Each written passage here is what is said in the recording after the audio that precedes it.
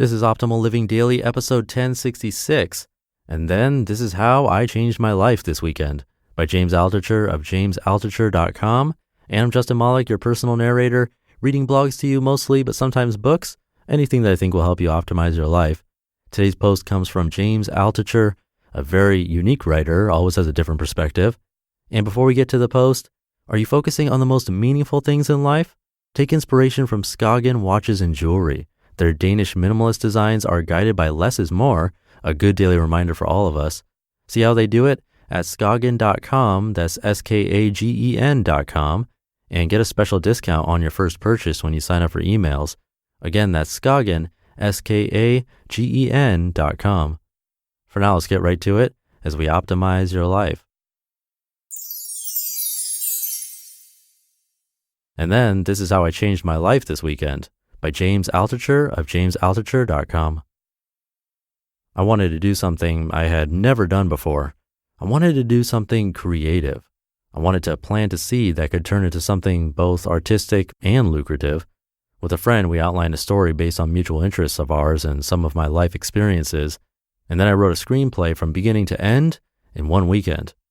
I love exploring new subcultures. I've been involved in many slices of life over the past 30 years. For me, a new subculture is both an escape and a passion.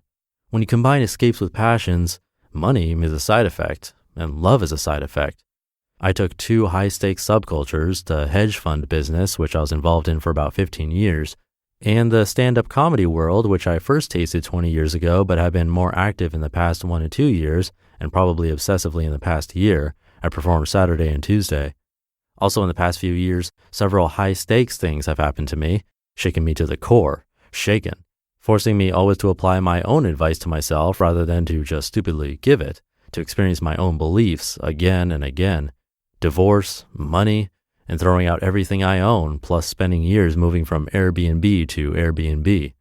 Why did I move from Airbnb to Airbnb? I don't really know. I didn't want to deal with the hassle of owning anything. I wanted to have everything taken care of. I wanted to be a voyeur on everyone's life. I wanted to explore new places and neighborhoods as much as possible. But because I did this for years, hundreds of stories, both bad and good, have happened to me, from the horrific to the amazing coincidence to just simply the amazing. It reminds me of Rutger Hauer's monologue in the death scene in the first Blade Runner. Quote, "I've seen things you people wouldn't believe. I watched C-beams glitter in the dark near the Tannhauser Gate. All those moments will be lost in time, like tears in rain," end quote. And yes, I'm comparing myself to Rutger Hauer in Blade Runner. I give myself permission. A friend of mine gave me advice recently. "It's time to stop with the Airbnbs," she said. "It's creepy." We're having lunch today. She's saved my life before, so lunch is on me, big spender. So I wrote all of that down into two equations. Two high-stakes subcultures, hedge fund world plus comedy world equals X. And two high-stakes life situations, divorce plus extreme minimalism equals X. Math problem? Solve for X. It turns out X is a story. So with a friend, we outlined every scene in a story from beginning to end. That was Saturday. In every scene, we jotted down the situation, the characters, the location, and ideas on dialogue. We kept writing dialogue down until we laughed. Then Sunday, we each wrote a script from beginning to end and then merged them scene by scene. In 2 days, we went from laughing and brainstorming random ideas to coming up with all the scenes to finished first draft screenplay. I had never read a book about screenwriting before. I had never written one before. I've read hundreds of screenplays when I worked at HBO, and I advise on a TV show, but I never wait for permission to do anything. Ready, fire, aim. We had a few rules when mapping out the scenes. The first few scenes had to introduce every character, location, and problem or tension. Each scene had to be funny, could be dark, but also funny. Each scene had to move the main character and potentially minor characters forward. 0 cliches. And we wanted most of the scenes to take place in locations where I would want to spend my time. Seinfeld gave this weird piece of advice on Norm Macdonald's podcast: make a TV show where people want to hang out in the locations. I've never heard that before. If I can make myself laugh in each scene, then chances are someone else would as well. We used a site called Celtx to merge the scripts as we both worked on them on our own on Sunday. We mapped out how the entire season 1 of the story could work, with one line each to describe each basic story. We mapped out a season 2 as well. We figured out all the ways we can market the show, mostly using my own social media. We also figured out how we could shoot it ourselves if nobody else liked it, which is always possible. This evil plan is what I also call my choose yourself strategy.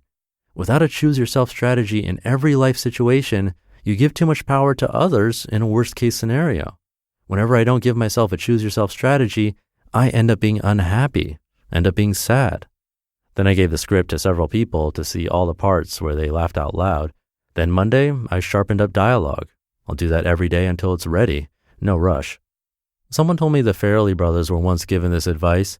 Don't say you are trying to do a movie. Say you are doing a movie. I'm doing a scripted TV sitcom. Will it get done? I don't care.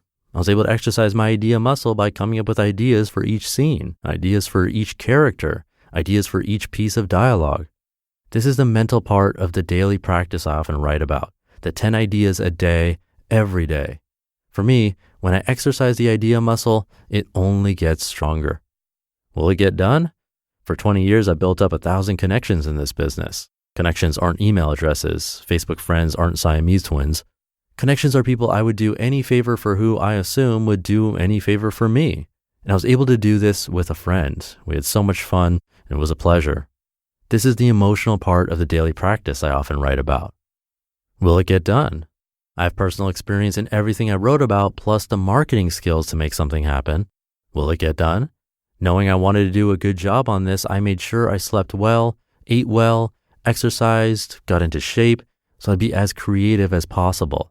This is the physical leg of the daily practice I often write about. The mind, the body, my relationships are always linked together. When one is bleeding or leaking energy, the entire body collapses. Will it get done? I don't even care. It doesn't matter to me. I could die tomorrow. I will never mortgage my present in exchange for future fantasies.